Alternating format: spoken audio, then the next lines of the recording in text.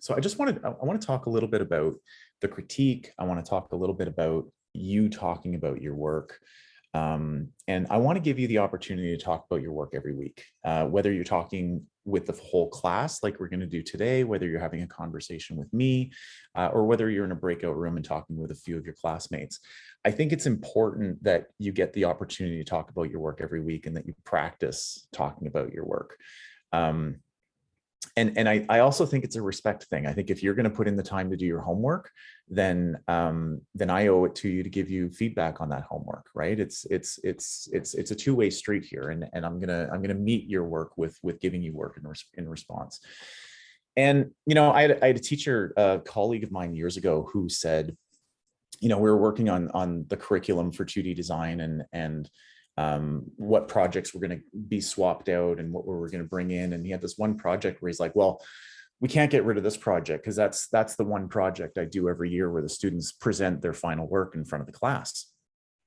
And I was like, why don't they present every project in front of the class? And he's like, oh, Todd, you have no idea. Some of these guys, they're just like, they get so nervous and they don't know how to talk in front of people, and it's painful. And oh my goodness, the people who are like, English is their second language, oh, it's so hard to like listen to them present. And I was like, but how do you expect them to get better if you only do it once? And he would totally play it up like all semester long, like that's the one project you have to present and it's really important. And of course you're going to be nervous, right? Of course it's going to be hard for you to talk about your work that way. And I think that it's what's important is that you get opportunities to do that on a regular basis and that you get better at it. And I want to share a little story with you guys that I think was a real turning point for me in my career and learning about talking about your work. And so I was 24 years old. I was self-employed, and I was fortunate to have a studio downtown. I was sharing space with some friends of mine.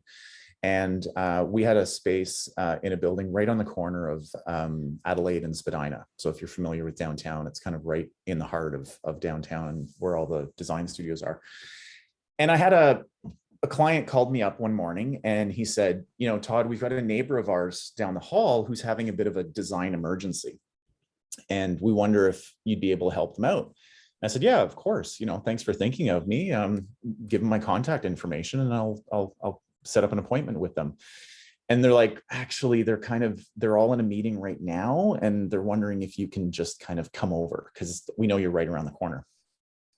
And I kind of looked at the way I was dressed that day and what I looked like. And I think I had a hole in my t-shirt and I had like cut off shorts and I was wearing army boots at the time. That was kind of my style. And, I had tattoos showing and I had a piercing in my face and spacers in my ears, and I had a shaved head, and I think it probably had like a bleached orange spike and a long bleached orange goatee. And that was where I was at the time. And I was like, well, my clients, they like me and they respect me and they're not gonna put me in a situation that's uncomfortable. So, what the hell? So I went over and I go in and they said, oh, thank you for coming so quickly. We'll walk you over to their office. So we leave their office, we walk down the hall, and swear to God, it was right out of a movie. We walk into the lobby of their office, and there's these two big French double doors that open up, and it's a long boardroom table of middle-aged white guys in suits. And I was uncomfortable, certainly, but they were totally uncomfortable because I walk in and they're like, who's this freak and what is he doing here, right? And so I'm like, well, I'm here. So I go in, I sit down, I say, what can I help you guys with? And they started to explain what they were going through. And I said, oh, this is easy. We're going to do this, this, this, and this. And then we're going to do this, this, this, and this. And while I was talking, I'm looking around the table and I can see their shoulders like relaxing and see that they're kind of, buying into what I'm talking about. And I learned a valuable lesson that day. I learned that it doesn't matter what you look like, but it does matter how you present yourself. Okay, so there's a distinction there. And I think that I want you to know that you should express yourself. You should figure out who you are, and you shouldn't be afraid to be yourself, right? But with that also comes this responsibility for you to really know your shit. to really know what you're talking about, right? Because you want to be in situations where people want to buy your work, and they want to buy your work from you, and they want to respect, you want their respect, and you have to be able to talk about your work with confidence, right? And so I want to put you in situations on a weekly basis where you're able to talk about the homework that you do. And I think that through that practice, it's going to get easier. I recognize that it might be something that's a little bit anxiety inducing for you to talk in front of a class, to talk with people. This environment maybe is a little bit easier because you're in your home, and all you have to do is unmute yourself. But I want you to know that this is a safe place too. And I want you to know that, we had one critique last week. I think you'd agree that it went fairly well. I'm not the kind of teacher who's gonna, lambaste you and make you feel like shit for your work or anything like that. I don't think there's any need for that. I want you to feel comfortable in talking about your work, and here I've just played it up by telling you this whole story and everything. And I hope it's not kind of making you nervous, because there's no need to be nervous here.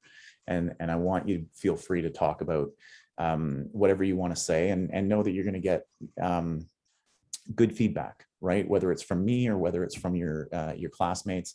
And I think that we all need to understand as well that this is a positive space, and that if it's a breakout room, whether I'm in it or not, that you're treating each other with respect also, and that you're keeping it positive. And there's a way of framing things where you can give someone advice on what you think that they could do differently, but do it in a positive way, right? And not like break somebody down and tell them that they suck, because there's no need for that. There's no room for that here.